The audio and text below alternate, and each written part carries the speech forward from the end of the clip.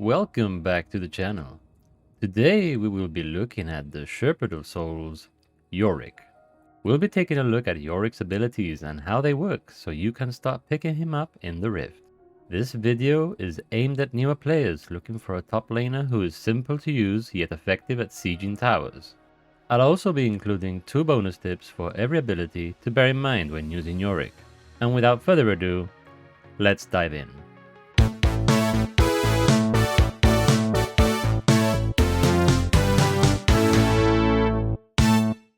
Yorick's passive, Shepherd of Souls.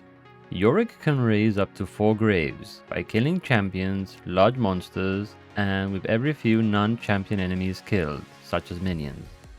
Tip number 1. He can also raise graves with kills on monsters using his Q. Tip number 2. Large monsters that die near him always raise a grave. Yorick's Q, Last Rite. When used, Yorick's next auto attack deals bonus damage and heals for a portion of it. If the target dies, a grave is dug. Tip number 1. If Yorick is below 50% health, the healing effect is doubled. Tip number 2. Yorick's Q is an auto attack reset, which means that you can cancel the animation of an auto attack before it ends and still apply the damage, thus allowing you to deal more damage over time. Yorick's Q Part 2, Awakening. If there are at least 3 graves nearby, and his Q is either active or on cooldown, you can raise Mist Walkers from the graves to fight nearby enemies. Tip number 1. If you already have Mist Walkers on the field, don't immediately cast Awakening when it's available because this will kill your current Mist Walkers if the total surpasses 4 when cast. Tip number 2.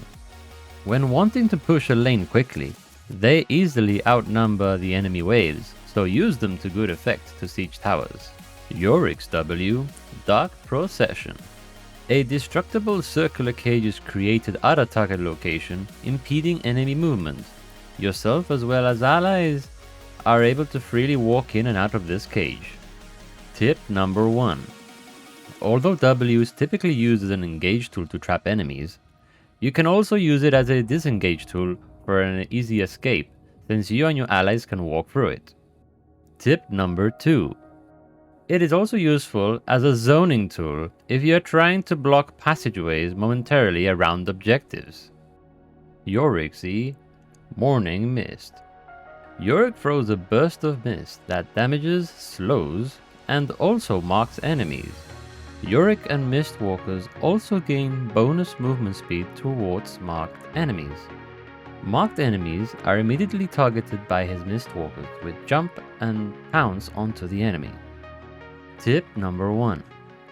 If you don't already have 4 Mistwalkers and have graves nearby, when you mark an enemy, Mistwalkers will automatically spawn from the graves and pounce on the enemy instantly. Tip number 2.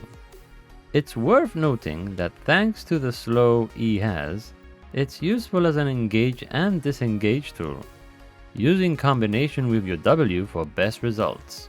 Yorick's are an ultimate, Eulogy of the Isles. Yorick summons a few Mistwalkers as well as the Maiden. The Maiden will follow you around, focusing enemies nearby once it stops moving, or if you've marked them with your E.